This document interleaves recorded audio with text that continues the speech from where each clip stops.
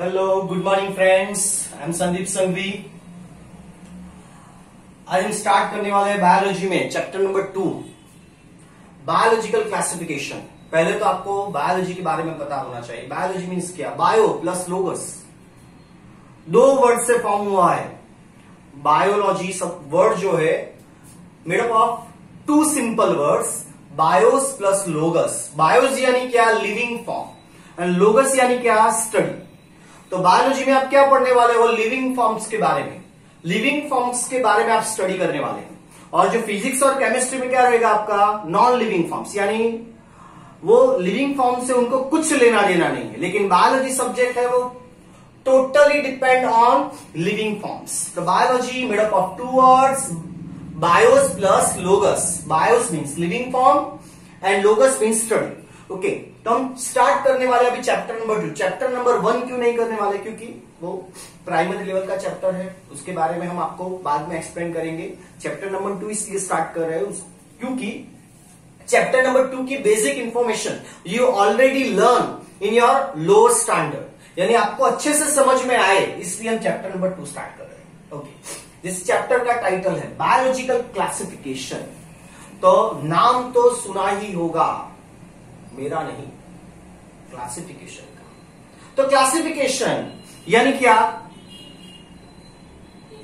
कुछ चीजों को अलग अलग ग्रुप में डिवाइड करना। यहां पे बात हो रही है बायोलॉजिकल क्लासिफिकेशन की, यानी लिविंग फॉर्म्स को नंबर ऑफ ग्रुप में डिवाइड करना, यानी बायोलॉजिकल क्लासिफिकेशन। कुछ बच्चों को क्वेश्चन अराइज हुआ होगा, साला हम क्यों क्लासिफिकेशन पढ़े? क्लासिफिकेशन हमारे लिए क्यों इंपॉर्टेंट है?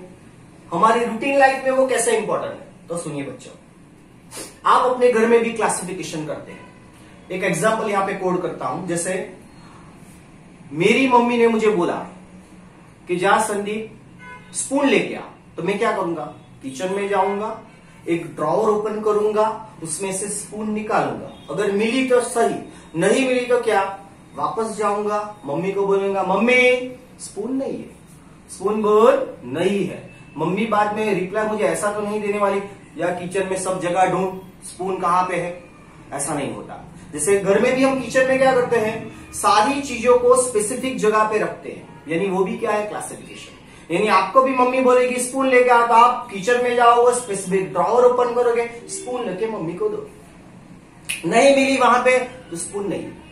अगर हमारे घर में भी किचन में सब कुछ अलग अलग लोकेशन पे रख दिया जाए, आपको भी पता नहीं, मम्मी को भी पता नहीं, तो क्या करेंगे? कुछ भी चाहिए तो पूरा किचन ढूंढो, कहां पे कहां पे, ऐसा नहीं होता। तो क्लासिफिकेशन क्या? Helpful for us to identify each and everything clearly और इजीली।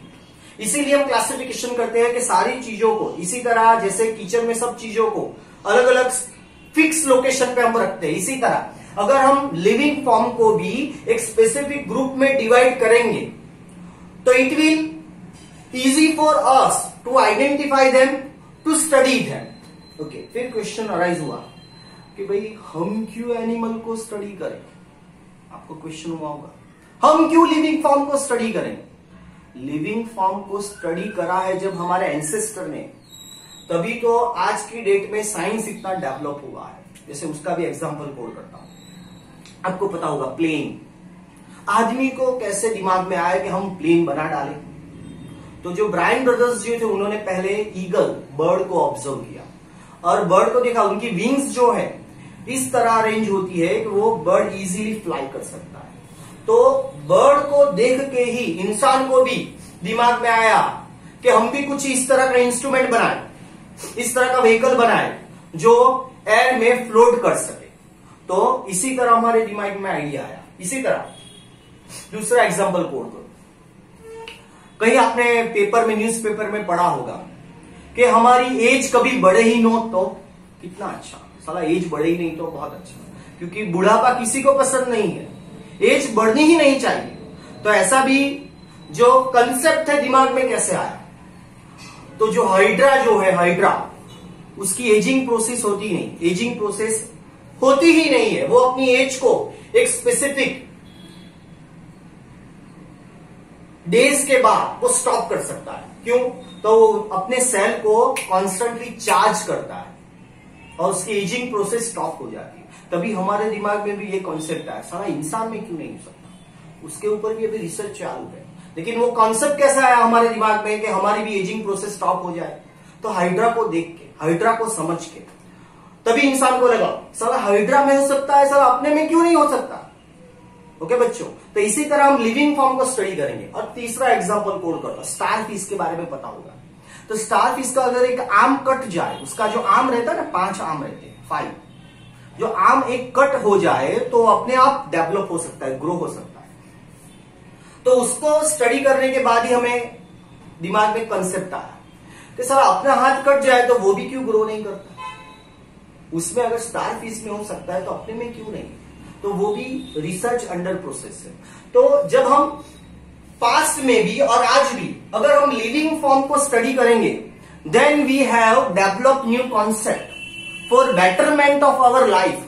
हमारी लाइफ की बेटरमेंट के लिए हम अगर लिविंग फॉर्म को स्टडी करेंगे, अगर स्टार फिश में ये हो सकता है तो अपने में क्यों नहीं, अगर छिपकली में, लिजर्ड्स में टेल रीजियन रीग्रो हो सकता है तो अपने में क्यों नहीं। तो वो कंसेप्ट हमारे दिमाग में भी बहुत डिफरेंट लिविंग फॉर्म को स्टडी करने के बाद आया। ओके बच्चों, now we start with chapter number 2, biological classification. तो क्लासिफिकेशन कुछ नई बात नहीं है, हमारा एंसेस्टर भी क्लासिफिकेशन करते थे। जैसे हमारा एंसेस्टर क्लासिफिकेशन उनकी नीड के बेस पे करते थे। जैसे फूड के बारे में अगर बात करें तो हमारा एंसेस्टर को भी पता था जब वो फॉरेस्ट में घूमते थे कि ये चीज मैं खा सकता हूं, ये चीज मैं नहीं खा सकता। वो भी क्या हुआ, क्लासिफिकेशन। इसी तरह पास्ट में क्लासिफिकेशन होता था on the basic requirement of human. तो बेसिक रिक्वायरमेंट क्या है, फूड, शेल्टर, क्लोथ। तो फूड और शेल्टर और क्लोथ के बेसिस पे भी एंसेस्टर, हमारे एंसेस्टर ने क्लासिफिकेशन किया था। जैसे इस एनिमल का स्किन मैं यूज करके जो ठंड की सीजन रहेगी अपने आप को मैं प्रोटेक्ट कर सकता हूं। तो वो भी एनिमल को, कौन से एनिमल जिनका स्किन हमारे लिए यूजफुल है, कौन से एनिमल जिसे मैं एज अ फूड खा सकता हूं, कौन से प्लांट जिसे मैं एज अ फूड खा सकता हूं, वो कंसेप्ट भी हमारे एंसेस्टर ने क्लासिफिकेशन के बेस पे ही किया था। यानी क्लासिफिकेशन कोई नई चीज नहीं है बच्चों।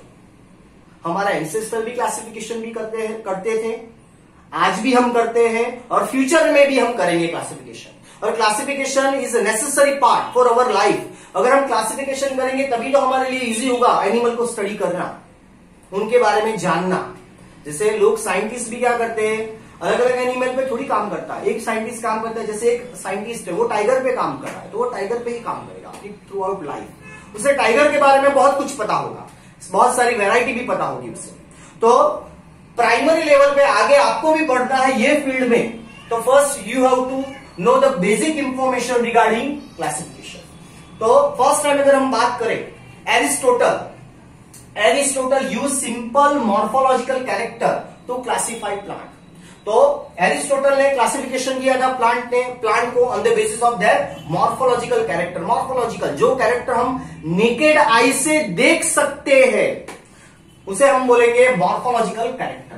तो एरिस्टोटल ने प्लांट को मॉर्फोलॉजिकल कैरेक्टर के बेस पे क्लासिफाई किया था। तो उन्होंने प्लांट को 3 ग्रुप में क्लासिफिकेशन किया, tree, shrub and herb, shrub and tree. तो एरिस्टोटल ने देखा होगा जो पेड़ छोटे हैं उसे नाम दिया हर्ब, जो पेड़ बड़े वो लंबे लंबे पेड़ उसको नाम दिया उसने ट्री, और जो पेड़ मीडियम, नहीं छोटे नहीं लंबे, बीच के, तो उसे नाम दिया श्रब। तो एरिस्टोटल ने प्लांट को क्लासिफिकेशन किया 3 ग्रुप में, herb, shrub and tree. Then after बात करें हम क्लासिफिकेशन ऑफ एनिमल, तो एरिस्टोटल ने एनिमल को भी क्लासिफिकेशन किया था। एनिमल का क्लासिफिकेशन एरिस्टोटल ने 2 ग्रुप में किया, 2 ग्रुप में। कौन से 2 group? The animal which had read blood and animal that did not have read blood. जो एनिमल का ब्लड जो रेड कलर का था उनको एक ग्रुप में रख दिया, और जो एनिमल जिनका ब्लड रेड कलर नहीं था, यानी रेड नहीं था उसके अलावा और कुछ कोई भी कलर हो, तो उसे क्लासिफाई कर दिया अलग ग्रुप में। कुछ बच्चों को हो रहा होगा साला रेड ब्लड ही हमें तो पता था, दूसरे कलर का भी ब्लड होता है। हाँ होता है बच्चों। तो mainly higher group of animals जैसे ह्यूमन है, लायन है, टाइगर है, हायर ग्रुप ऑफ एनिमल में क्या रहेगा, रेड कलर का ब्लड रहेगा। लेकिन कुछ एनिमल जो है उनका ब्लड का कलर रेड नहीं होता, जैसे ऑक्टोपस, ऑक्टोपस का ब्लू कलर का ब्लड होता है। देन लीच और कॉकरोच, उनका भी जैसे कॉकरोच का ब्लड का कलर लाइट क्रीमीज कलर का होता है। कॉकरोच को तो आपने घर में भी कई बार देखा होगा मरा हुआ, और गलती से आपके पैर में आ गया होगा तो देखा भी होगा, रेड ब्लड नहीं निकलता, उसमें लाइट क्रीमीज कलर का ब्लड निकलता है। ओके बच्चों, तो फर्दर प्राइमरी लेवल पे क्लासिफिकेशन किया था एरिस्टोटल ने, लेकिन जब एरिस्टोटल ने क्लासिफिकेशन किया तो वो बात बहुत नई थी उनके टाइम में, तो बहुत साल पहले उन्होंने क्लासिफिकेशन किया था, अराउंड 300-400 ईयर्स पहले उन्होंने क्लासिफिकेशन किया था। तब ये चीज बहुत नई थी, यानी लोगों को ज्यादा कुछ समझ में भी नहीं आता। ओके बच्चों, तो ये हमने देखा इंट्रोडक्शन और एरिस्टोटल का कॉन्ट्रीब्यूशन हमने देखा। ओके बच्चों।